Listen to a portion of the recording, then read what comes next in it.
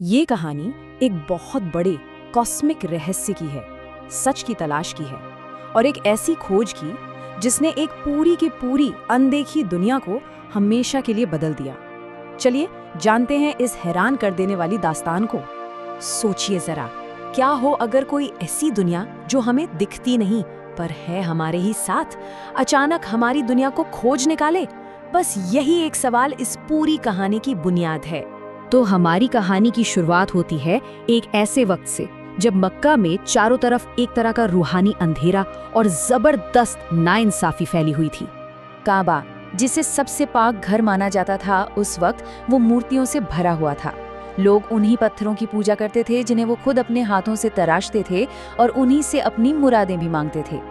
जो मक्का के सरदार थे वो तो अपने घमंड में चूर थे और आम इंसान वो बिल्कुल भटक चुका था। ना उम्मीद, कोई रास्ता दिखाने वाला ही नहीं था। जुल्म अपनी सारी हदें पार कर रहा था और जब जमीन पर यह अंधेरा अपने चरम पर था ना, ठीक उसी पल दो बहुत बड़ी चीजें हुई एक साथ, एक जमीन पर तो दूसरी आसमानों में। जमीन पर क्या हुआ? मक्का के पहाड़ों में पैगंबर मोहम्मद पर पहली वही नाजिल हुई। एक आवाज गूंजी, इकरा, मतलब पढ़ो। और ठीक ठीक इसी लम्हे आसमानों के दरवाजे सील कर दिए गए। जिन्नात को आग के शोलों से रोक दिया गया और आसमानी राजों तक उनकी जो पहुंच थी वो अचानक खत्म हो गई। तो अब कहानी का फोकस जाता है जिन्नात की दुनिया पर, जो इस अचानक हुई तब्दीली से बिल्कुल हैरान और परेशान थे। अब जिन कौन है? ये एक अनदेखी मखलूक है जो इस घटना से पहले तक आसमानों के किनारों तक जा सकती थी और फरिश्तों की बातें छिपकर सुन सकती थी। लेकिन अब जिन्नात एक बड़ी अजीब मुसीबत में थे। जो भी जिन आसमान की तरफ जाने की कोशिश करता, उसे एक जलता हुआ शोला मारकर भगा दिया जाता। मतलब अब वो जादूगरों और ज्योतिषियों के लिए कोई खबर नहीं ला सकते थे। ये नया आसमानी कानून क्या था, उनकी समझ से बिल्कुल बाहर था। तो उन्होंने एक अंदाजा लगाया कि जरूर जमीन पर कुछ बहुत बड़ा हुआ है। पर सवाल ये था कि आखिर वो था क्या? और बस यही सवाल उनकी खोज की वजह बन गया।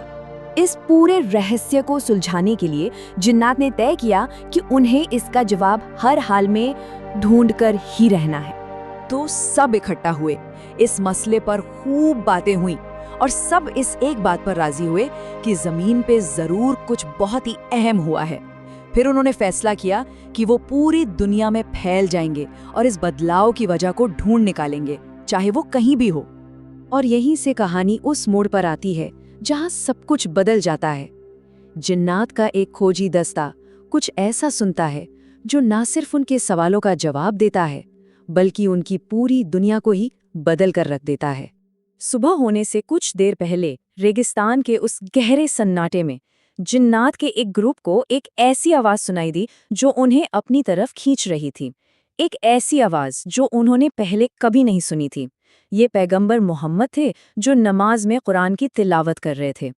उस कलाम को सुनते ही उन्हें एक पल में एहसास हो गया। वो समझ गए, बोले ये किसी इंसान का कलाम हो ही नहीं सकता।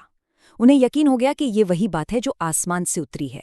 कुरान की हर एक आयत सीधा उनके दिलों में उतर रही थी। उन्होंने महसूस किया और कहा, ऐसा लग रहा है जैसे हमारे सीने में कोई ताला खुल रहा हो। उस कलाम का उन पर बहुत गहरा असर हो रहा था। और बस उसी लम्हे सारी गुत्थी सुलझ गई। उन्हें अपने हर सवाल का जवाब मिल गया। वो समझ गए कि आसमान के दरवाजे क्यों बंद थे, वो आग का पहरा क्यों लगा था।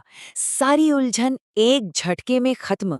इस खोज ने सिर्फ उनके सवालों का जवाब नहीं दिया, बल्कि उनकी पूरी दुनिया और उनका मकसद सब कुछ बदल दिया। आप देखिए, कुरान सुनने से पहले वो भटके हुए थे, राज खोज रहे थे, और बाद में उन्होंने हकीकत को अपना लिया। जो कभी खबरें चुराते थे, अब वो एक पैगाम को फैलाने वाले बन गए।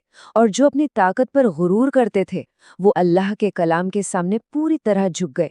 जैसे ही तिलावत खत्म हुई, वो जिन्नात पैगंबर के पास आए और फौरन ईमान ले आए। उन्होंने गवाही दी कि आप अल्लाह के सच्चे रसूल हैं। तब पैगंबर ने उन्हें हुक्म दिया, अपनी कौम के पास वापस जाओ और उनको खबरदार करो। तो इस तरह जो सच की तलाश में निकले थे, अब वो पैगाम पहुंचाने वाले बन गए थे। और फिर वो जिन्नात रोशनी का वो पैगाम लेकर अपनी दुनिया की तरफ लौट गए ताकि अपनी कौम तक भी इस सच को पहुंचा सकें। ये कहानी उन जिन्नात की है जिन्होंने सिर्फ सुना नहीं बल्कि सुनकर फौरन मान लिया। ये बात सोचने पर मजबूर करती है कि एक ऐसा पैगाम जो इंसानों और जिन्नों की यानी दो अलग-अलग दुनियाओं की सरहदों को भी पार कर सकता है, उसकी असल ताकत क्या होगी।